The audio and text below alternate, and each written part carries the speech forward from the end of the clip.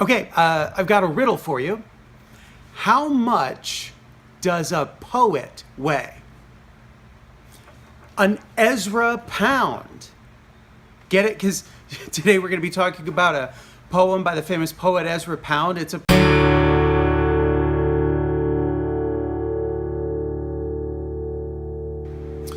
Hey kids, here's a pretty important grammar short. We were actually talking about quoting from a text.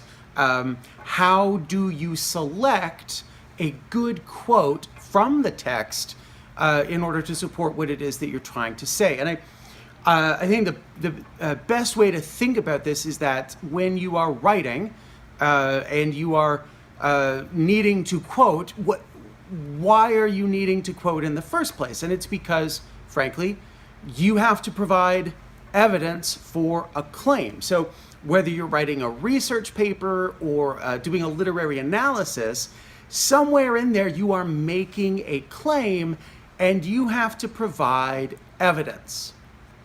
Something that I talked about in an earlier series on analysis is how to think of your audience when you are writing, particularly when you're writing a literary analysis. Aim for an audience of a classmate who has read the same thing you have, but maybe doesn't get it the same way you do.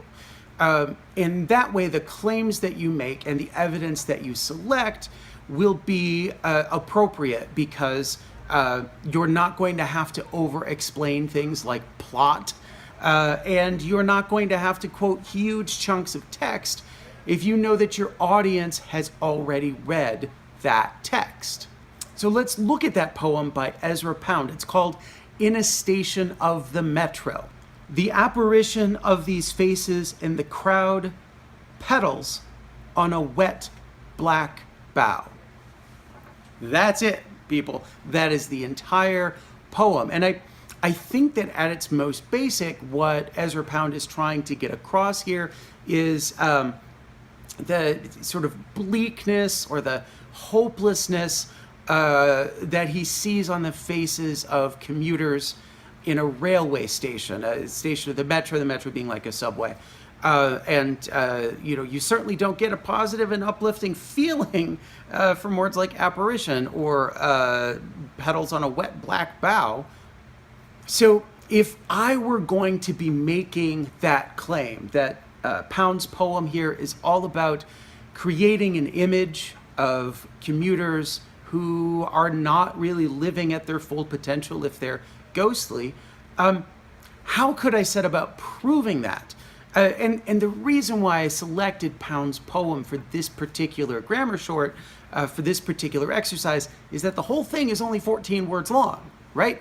I very often will get papers from students, analysis papers from students where they have quoted not 14 words, but sometimes 30 or 40 or 50 words in a row.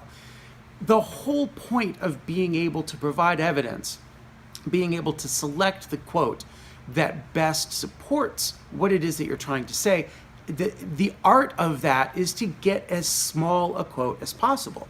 So if I wanted to prove that Ezra Pound is writing about this thing, I could put all 14 words in my paper. I could quote all 14 of those. I could even throw in the title in a station of the metro. So I'd have 20 words that I could work with.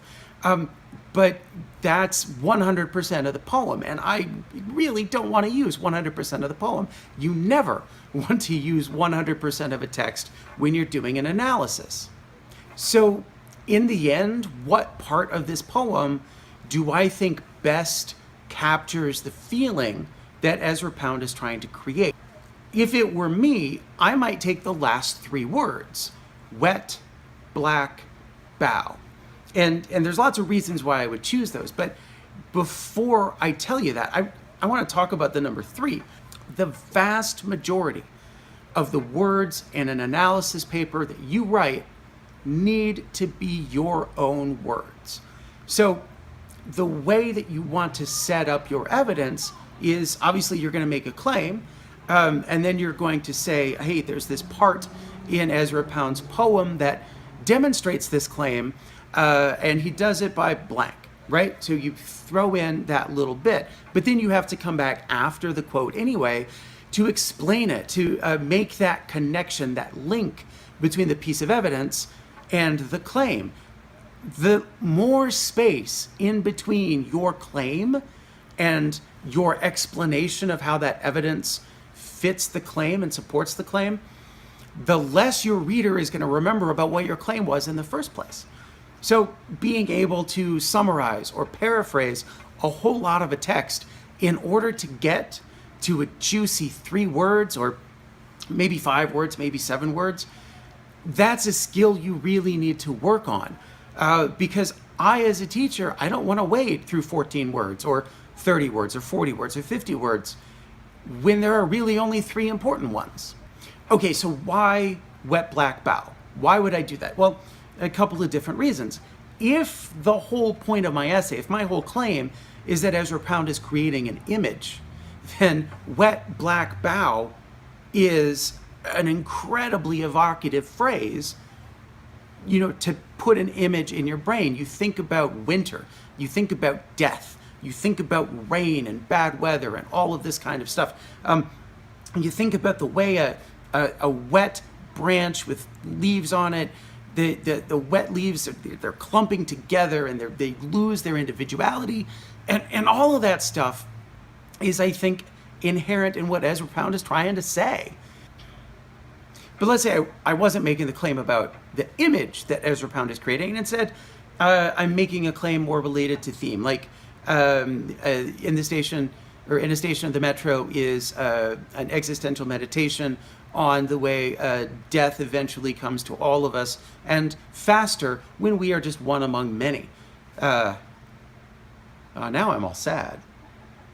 But the point is, I wouldn't choose wet black bough as evidence for that. I might go faces in the crowd, which is 4 words, but still that contrast of potentially individual faces with the crowd. 2 important things that we've covered so far. Number 1, you want the quotes from the text to be as small as possible. Aim for 3 words, no more than 7 or 8, 10 at most. And then the second thing is that you want to be able to integrate those quotes into the thing that you are writing about. So you find the perfect set of 3 or 4 words in a row that are really good evidence for the thing that you're saying, and you set that up before the quote, you have the quote, you make that explanation, you make that link after the quote. But it isn't just a matter of dropping a quote in between your claim and your link. That's what we in the business call a quote bomb, right? It's like you're doing a flyby and you, boom, there's a quote, no introduction to it, no explanation to it. There are some really simple ways to integrate these quotes into your writing. The most simple is to use the author's last name and the verb writes. Pound writes, quote, wet black bough. Okay? You can lead into that a little bit with some summary or paraphrase where you say, Pound makes an analogy by comparing these faces to, quote, wet black bough, or a, quote, wet black bough. If you're having trouble in class selecting a quote and then integrating that quote into your writing, just keep those things in mind. It should be a nice short quote, and you can do something as simple as author writes, Pound writes, or a great example of this image is, and then your quote. Because you never want to drop the quote bomb, and my final point, you never want to end on a quote. I talked about how important it is to come back after the quote, provide some explanation, provide a link back to your claim. How does this piece of evidence really prove what I am trying to say? If you just end on a quote, you leave out that important step. I mean, at the very least, you need to be able to come in after the quote and provide some transition into the next paragraph that you're going to write about. And that's it. Down in the description, I'm going to put a link to some templates from They Say, I Say. It's a fabulous little book. I've recommended it many times. But they have other ways besides author writes to get you to introduce a quote in a way that makes you sound smart and makes you fit into the kind of argument structure or analysis structure that your teacher is expecting from you. I'll see you for the next one.